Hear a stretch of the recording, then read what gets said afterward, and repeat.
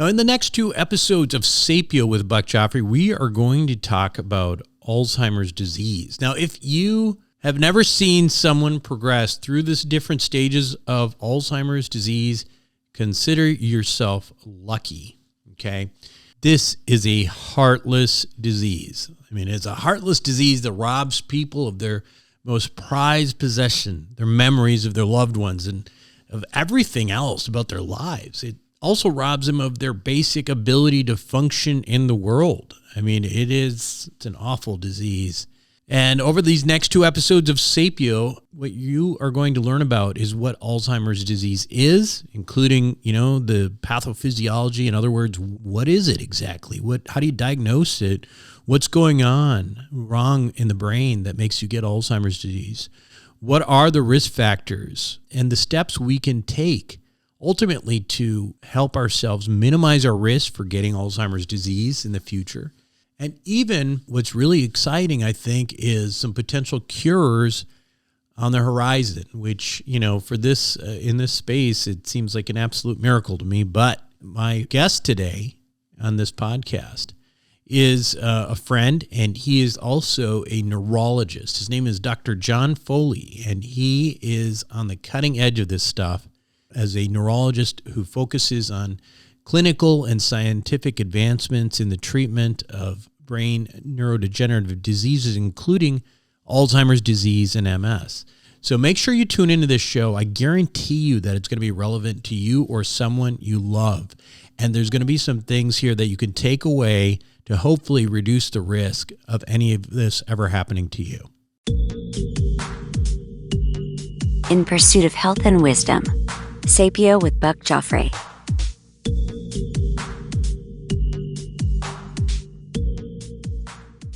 Hey, John, how are you? Great. Great to be with you today, Buck. So it's great to talk to you, John. Obviously, we've talked in the context many times of, other stuff related to money and things like that. But without the money or without the health and your brain, I mean, it's not going to do us any good, right? So at the end of the day, thanks for joining us and helping us understand about this world of Alzheimer's disease. We've already talked about your background a little bit here, but let's kind of get right into it. You and I are both physicians. A lot of the people that we usually talk to are physicians, but I think it's a good idea to always start with some definitions. Okay, so you hear people talk about dementia. What exactly is dementia, and how does Alzheimer's disease fit into that? Right. So dementia is the broad umbrella term for generally progressive loss of intellectual function, memory, executive function, ability to be able to make decisions and choose between several options. And oftentimes the dementing processes also have some sort of affective component where there can be some personality change, there can be some depression, and oftentimes a lot of anxiety associated with these processes. There are a number of diseases that fit under that broad umbrella, obviously, and we'll be probably mainly talking about Alzheimer's disease today, which is the dominant form of dementia and about 60% of the dementias that we see. So when you talk about Alzheimer's disease as opposed to dementia in general, obviously there's some differences. Why don't we talk about how do you make a diagnosis necessarily of Alzheimer's disease? Because that's what we're going to focus on since it's the most common. Yeah, and it's really important, Buck, to make that differential diagnosis. You might remember just recently Robin Williams had ended up being diagnosed with something called Lewy body dementia. So there are a number of much less common dementias. Probably the vascular dementias are number 2 after Alzheimer's disease. But really, today we're going to focus on Alzheimer's. And luckily, we have gotten a lot better at being able to make a diagnosis these days. So the classical thing has really been primarily a clinical diagnosis where people will come in and say, hey, I'm starting to have trouble remembering my kids' names or balancing the checkbook, doing things like that. It just wasn't enough to differentiate I mean, if you take a look at these different dementias, some are much more rapid, like Jakob-Creutzfeldt disease.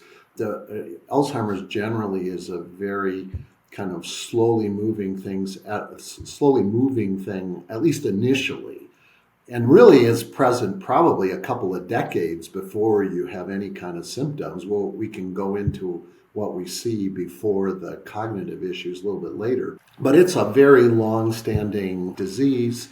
Now we can bring this person in with cognitive problems and say, okay, let's look at some other things. Classically, probably the gold standard for diagnosis is to use something called a PET scan for amyloid, where you actually can see amyloid buildup in the brain. But we don't really have to do that. So just backing up there, amyloid is like a plaque, right? It's Yeah, a plaque. sorry, we didn't go into that. And in fact, maybe we should back up one more step and talk just a minute about Alois Alzheimer, right? From which the name is derived. He was a German psychiatrist and neuropathologist who was obsessed with a woman who came to him, Auguste Dieter, with extraordinary jealousy. I think her husband brought her in, feeling like she was trying to kill him, or he was trying to kill her, sorry. Which is not uncommon in marriages. So we know yes. So he actually followed her in the asylum. At that time, early 1900s, these people were put in insane asylums. So he followed her. He actually paid for her in the end because the husband wanted to move her to a cheaper asylum. So she died, and he got her brain. And that was the main thing he wanted to see. Did the autopsy, and he was the first in the world in 1906 to describe these amyloid plaques and tau tangles. And he was pretty accurate in that. Nobody in the room asked a question. They were kind of bored with the topic, and it took a while to really catch on. But that's kind of where the whole Alzheimer's thing was born. Yeah. And then we moved to, well, what exactly is Alzheimer's? I mean, what's going on? And so now we know that essentially there is an essential component to it, at least. And this is probably not all there is, but the thing that people talk about are amyloid plaques, which is essentially a buildup of a misfolding of a protein called amyloid precursor protein. So if you build up and you go from a soluble amyloid, which is kind of dissolvable in water, it can easily be kind of flushed out of the system by a couple major mechanisms that we'll talk about. You go from a soluble amyloid to an insoluble amyloid, which we call amyloid beta 42. And that stuff is really pretty toxic. That can act like kind of dirty engine oil. And as that builds up, it affects the neurons and the tau proteins inside of neurons. So the amyloid is extracellular, outside of the cell. The tau protein is in the cell. And the tau tangles, which is another neuropathological hallmark, start to build up as well. So both those proteins shouldn't, they happen to some degree normally, but shouldn't really be there. And probably it's the interaction of that buildup of beta amyloid and tau with the resident immune cells in the system, in the brain, called microglia, that really get us into full-bore Alzheimer's disease. Because it's And is that that mixture of everything, John, is that ultimately what we're seeing when we're seeing the plaque? Well, so plaque alone is not enough. So there are people that die and for all the world neuropathologically look like they have Alzheimer's disease, but they've never had a cognitive processing problem in their lives, and they die in their 90s. So it's not enough. That's kind of basically an amyloid proteinopathy. You probably have to have more than that to really make the whole diagnosis neuropathologically of Alzheimer's. And that probably involves really the immune cells and this whole neuroinflammation process. So would it be fair to say that in order to have Alzheimer's disease, you need to have beta amyloid plaques in your brain. But if you have beta amyloid plaques in your brain, it is not enough to say or ultimately have Alzheimer's disease or any kind of dementia. That's correct, right. Because there are people that die with fairly high levels of plaques and tangles that were fine cognitively, no question. In that regard, I mean, I think you were kind of alluding to this before, but do we have some ideas? What are some of the ideas that are out there that, okay, so you have a beta amyloid plaque. What if some of those people end up with clinical Alzheimer's disease and some not then? Well, that is sort of one of the $1 million questions, right, Buck? Just $1 million, John, in 2023? Yeah, that's all you're going to get $1 for million that? now is nothing, right? We're in the trillions. So, it's well, you can, and maybe we should go back just a little bit. We kind of skipped over the epidemiology of this, which is important to answer that question too. So right. 2/3 of people that come down with Alzheimer's are female, and we'll go into why I think that is too. But if you hit 85, something like 30 to 50% of people over 85 will start manifesting symptoms of Alzheimer's disease. So this is a huge issue. It's the 5th leading cause of death over 65.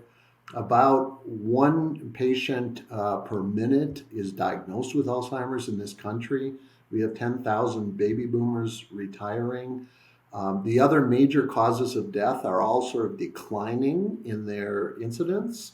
Heart disease, cancer, we're doing better and better. Alzheimer's could probably be described really as an epidemic. Mm-hmm. By 2050, we will be diagnosing 1 person every 30 seconds in this country. And John, do you think that's just because we'll be getting older? Well, right. So age is a critical component of the mix. I mean, if you live long enough, some people say, hey, everybody's going to have Alzheimer's. Some kind of dementia. So the question is really, how modifiable is the situation? And we're thinking now really, I mean, it used to be a dirty word to talk about Alzheimer's prevention. And in fact, a lot of medical journals would turn down a paper on Alzheimer's if you use the P word. Yeah. Now, I think there's been more flexibility on really looking at Alzheimer's risk factors and how you attenuate those risk factors, as well as actually wondering, hey, if we get all of our ducks in a row in just the right way, can we actually prevent someone from developing clinical symptoms? So let's start with the notion that there are certain risk factors here, and some of them are avoidable, some of them are not. So do you want to talk a little bit about those risk factors? Absolutely. This is really a fascinating area with a lot of new research coming out, and really people should be paying attention to this. So why don't we start with this concept of cognitive reserve, because that factors into brain resilience and cognitive functioning into the future. So cognitive reserve is really built up of some modifiable factors and some factors that are fixed. So we still think sort of that your G factor IQ is relatively fixed, and that is one factor in cognitive reserve. So just an IQ. IQ. When you say G factor IQ, G factor, it's a basic IQ level. Okay. Things like emotional quotient are also described. That's not so much IQ, but how you're able to interact with the world and other people, how much education you have, what complexity, what cognitive complexity you have ongoing through life. That is really important, and that relates to how complicated your job is and what kind of complexity you put into your leisure activities. Basically, there's probably not, it's like exercise, there's probably not a ceiling effect to that. And one thing we've learned too is the brain is much more plastic or plasticity, kind of changing, has more changeability than we ever thought before. So you look at your cognitive reserve issues, really that's somewhat malleable if you can increase your complexity levels. And that may be things like learning a new instrument, learning a new language, getting more education, all of those things. If you think of the brain sort of like a muscle, you actually are hypertrophying or making that bigger. So those are risk factors where in the opposite direction, very low levels of schooling, low levels of cognitive complexity, low levels of IQ, your risk of dementia is significantly higher, probably 2 to 3 times.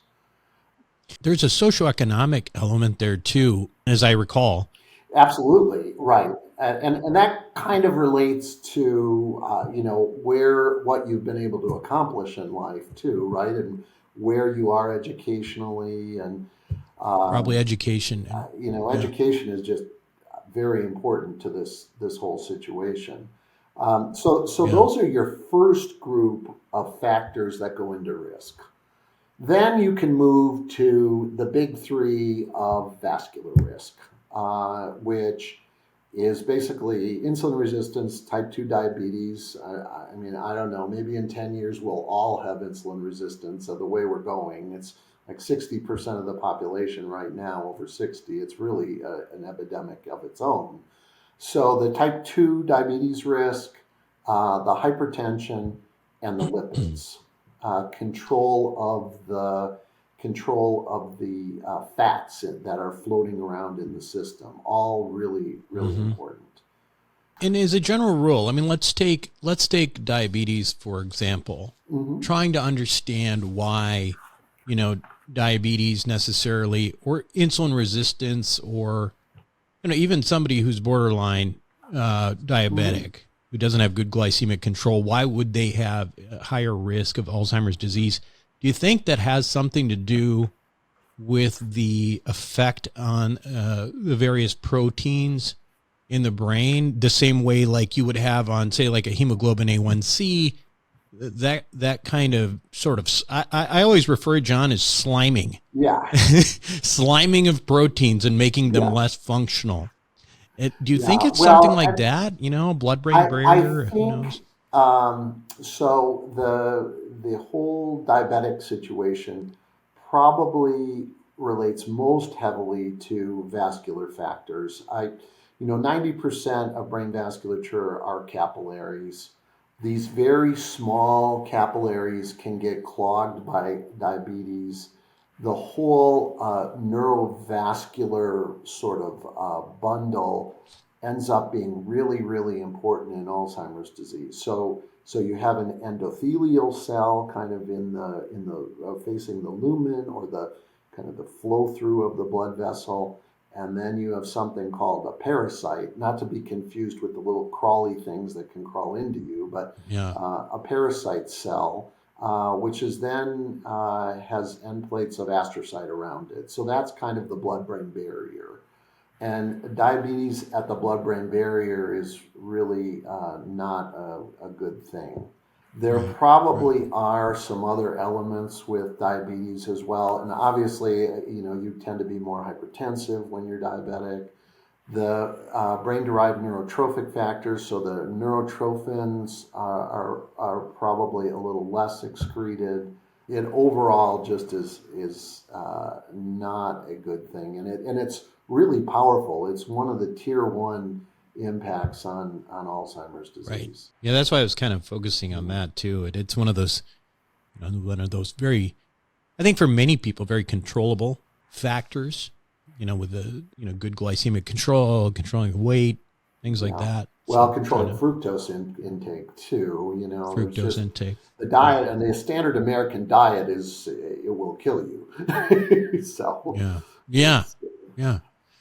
So you've got socioeconomic stuff, education, you've got, some of the other metabolic diseases, hypertension, diabetes, and then I mean, there's other things that, Oh yeah, no, we haven't would finished sort the of. list by any means, Buck. I mean, the next thing, the next thing is, There's lots here. as you Okay, might go ahead. imagine, smoking is horrible for Yep. you. Um, it's a little harder to know on the alcohol, but certainly high dose of alcohol is neurotoxic. But as it relates to Alzheimer's disease specifically, it could be that low level alcohol maybe is okay. We just don't quite know for sure. Certainly, all the meta analyses suggest that you do not want to be drinking very much for longevity.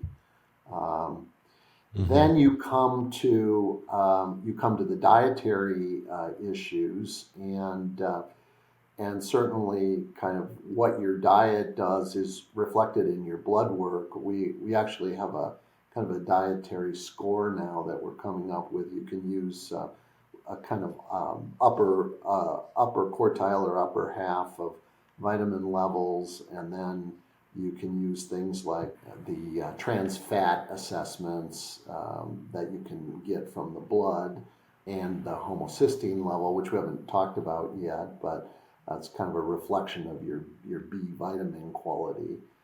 You can use all of that to sort of assess what people's diets are like. Hmm. And they did some real nice work in Oregon on kind of looking at pro AD dietary patterns in the blood versus anti AD patterns. And we've kind of expanded on that a little bit. So diet is a major factor. You don't want to have a lot of trans fats in your diet. You want to try and stick as much as you can to more of a Mediterranean diet, green leafy things and vegetables and lots of fish. And then the other thing is, well, you may recall there are two people in history that had something in common, Ronald Reagan and Margaret Thatcher. And they Yep. were both Sleep. notorious. You know this one. Yeah, they were I do. notorious short sleepers. And Right. if there's, And they used to brag about it. they Both of them bragged bragged about it. about it, Yes, right? they I mean, bragged about it. it's like us Yes. surgeons, like a surgeon is bragging about not sleeping. So, Right? sleep has been really underappreciated in the medical community. And I think Dr. Walker, in his book, Why We Sleep, out of UC Berkeley, just did a wonderful job showing us that, hey, if you're sleeping less than 7 or 8 hours a night, you could have major problems. And even if you're doing that, if your sleep efficiency is low or you have a lot of arousals, those are all not good.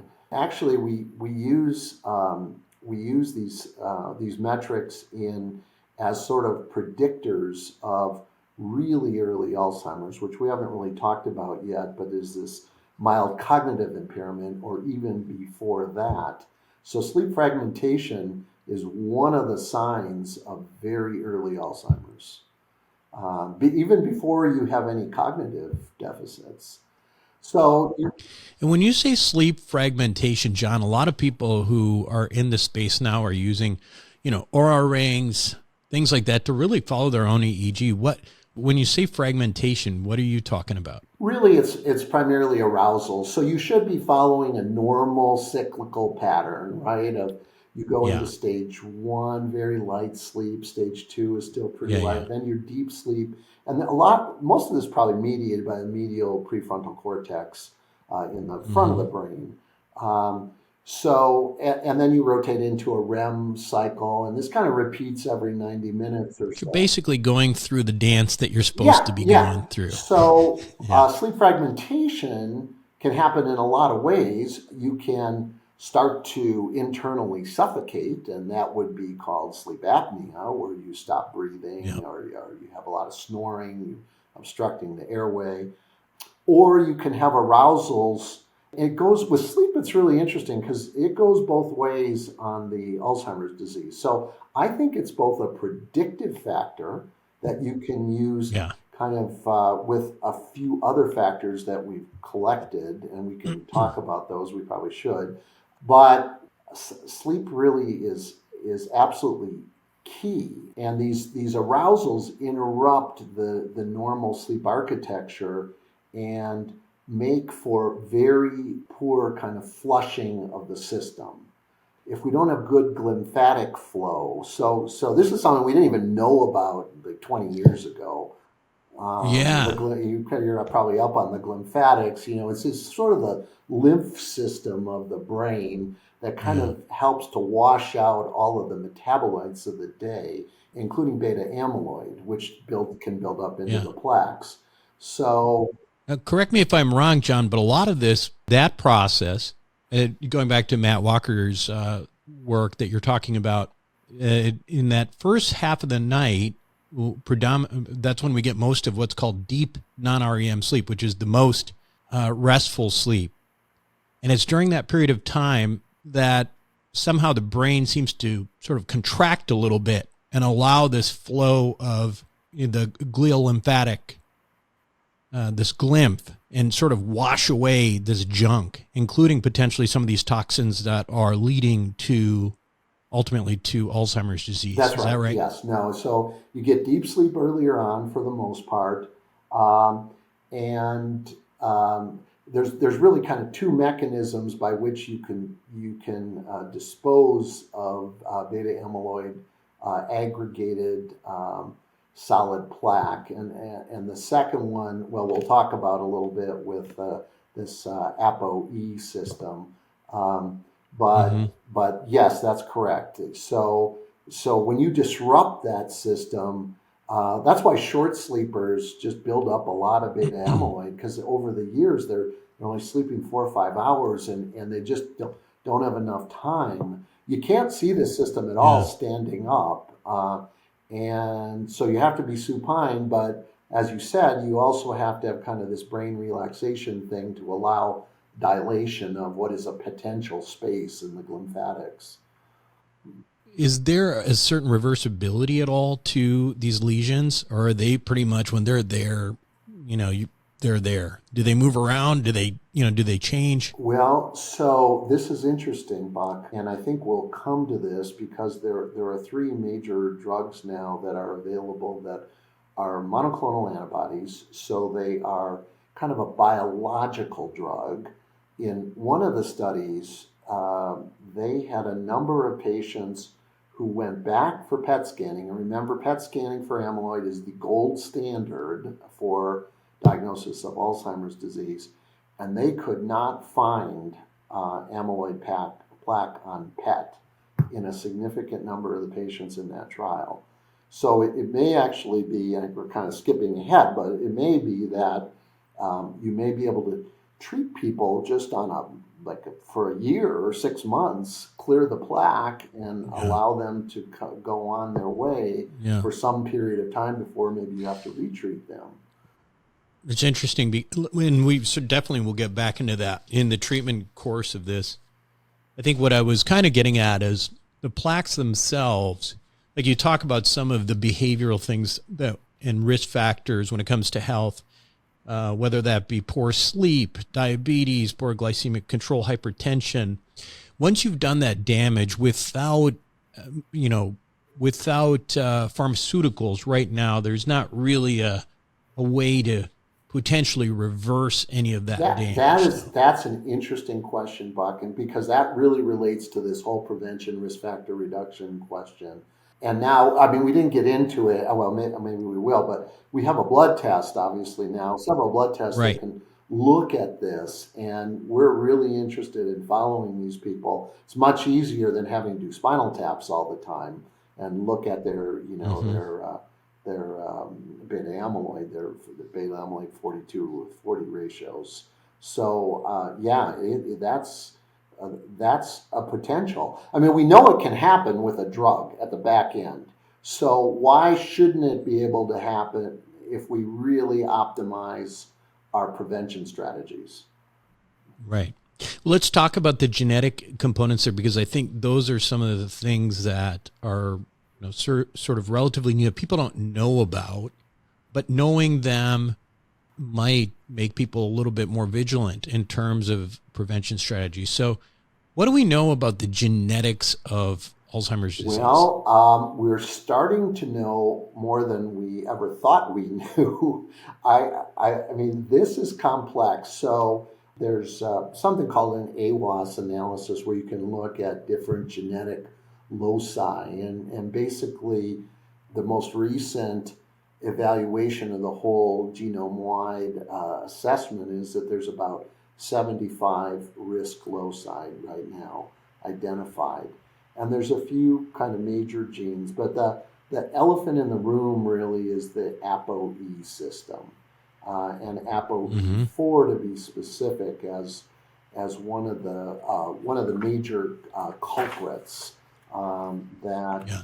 So let's before we dive into the culprit part of it, what is the normal function of? So they're basically three.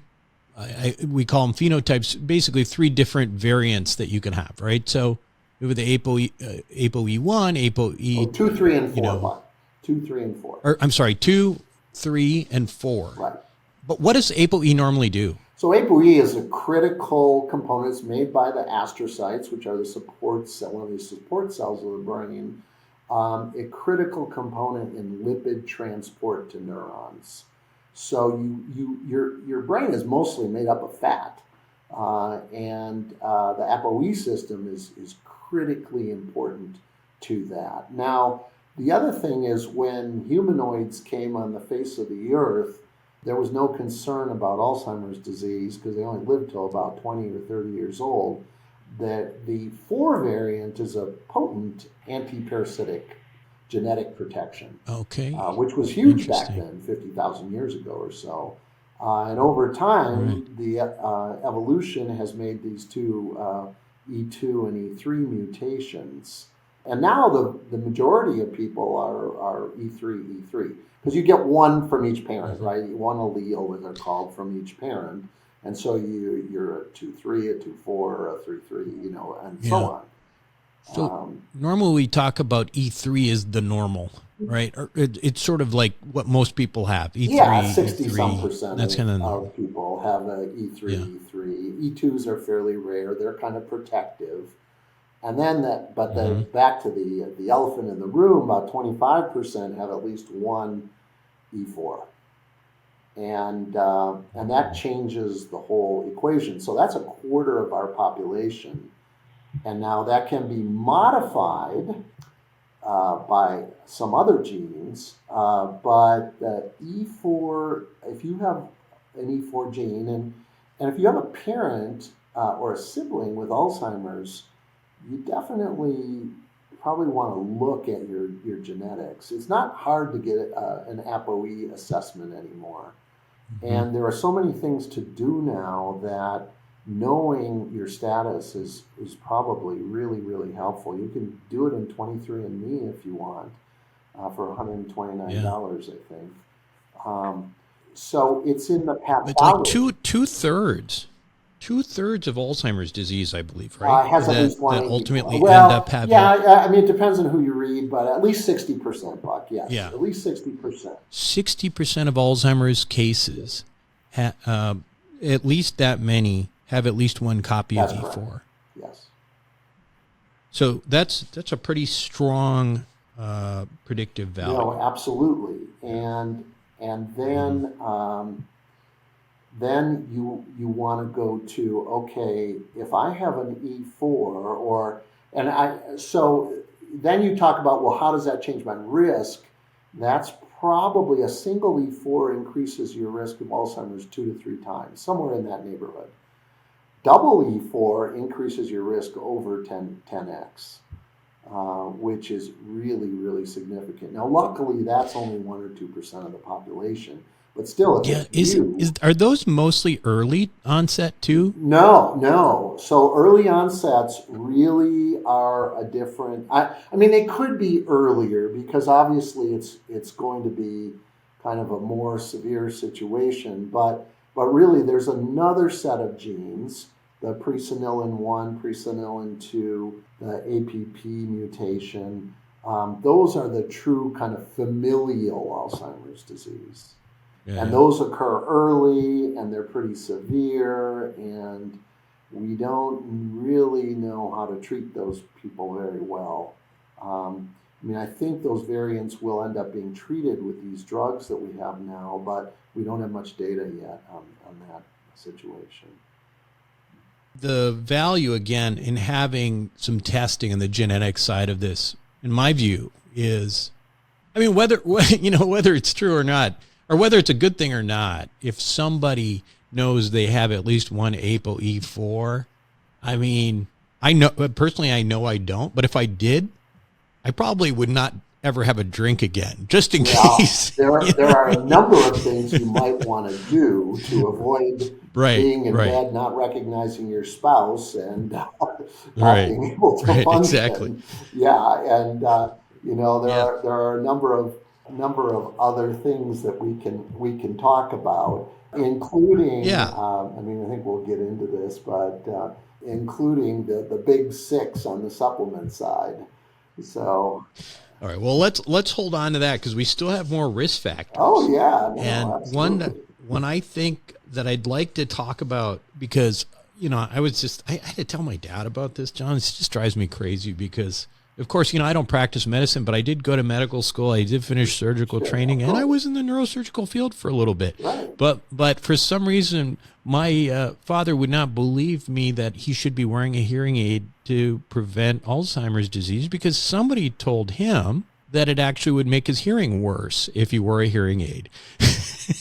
Yeah. But hearing loss, would you do us a favor and set the record straight? And I'll have my dad listen to this. Hearing loss and the risk for Alzheimer's. Yeah, no, it definitely increases your risk of Alzheimer's disease. Now, the question is how does it increase it? Because there is some evidence that you actually have some gray matter volume loss even associated with it in people that have severe hearing loss. And then you get into, well, is there a primary mechanism, or is it just that there's a social disconnection, that you're not hearing, especially if you don't have a hearing aid? Are you really disconnecting with life? And then that gets into this whole social density thing, which probably the best description is when they did the Harvard Men's study. Started in the Depression. John Kennedy was in the study. They looked at factors for longevity, and the number one thing that came out, you probably are aware of this, was your social connectedness, and that was more important. That had a power as much as hypertension, for instance, or more for longevity. And I think there are a number of factors that go into that. That's kind of connected with leisure activity, and do you do your leisure things with others? Are you more of a loner? Being a loner actually is a pretty high risk for death, really, compared to being very connected with your community, your family, and friends. So I don't know for sure that there's a primary mechanism, for instance, with the auditory nerve changing something about the blood-brain barrier or tau deposition or things like that, Buck. But definitely hearing loss is a factor. My understanding too, and you probably know this, Dad. I'm sure you know this data better than me, but that I think I remember seeing some kind of a study, and I don't know how strong this data was, but that actually wearing a hearing aid in people who were hearing deficient actually essentially brought those people back to baseline risk. Yeah. No, I think that I'm not sure I know that exact study, but right, there's a reversibility component, which presumably, is that just reconnecting with the world, sort of, socially, right. Or is there a neurological component to that? And I don't think that that's really been adequately worked out. Sure. All right, that's it for this first episode of the Alzheimer's disease series. Part 2 is coming up next show. Now, what we've done so far is we've established what Alzheimer's disease is, what the risk factors are, and in the next episode, what we're going to do is we are going to tell you the things that may help you or your loved ones minimize your chances of getting this horrible disease in the first place, and also talk about the promising future for treatment for those who already have the disease. This is a really, really useful segment. A lot of you ask about supplements, things like that you can do, behaviors. There actually is quite a bit, and it's very promising even for, people who have, some of these genetic proclivities towards Alzheimer's disease. So make sure you tune into that. In the meantime, if you'd like to learn what Dr. Foley, my friend neurologist here, is up these days, he mentioned the neurooptimization program, and that's something I know a lot of people are into. The business itself, or this entity, is called Serapro Bioscience, and you can go to seraprobio.com. That's CEREPROBIO.com. I'll also put that in the show notes here as well. But that's it for me. This is Buck Joffrey with Sapio, and I'll see you on next episode. Thanks for listening to Sapio with Buck Joffrey. A quick reminder that while I am, in fact, a surgeon, nothing I say should be construed as medical advice. Now, make sure to include your physician in any medical decisions you make. And also, if you're enjoying the show, please make sure to show your support with a like, share, or subscribe. Until next time, this is Buck Joffrey for Sapio with Buck Joffrey.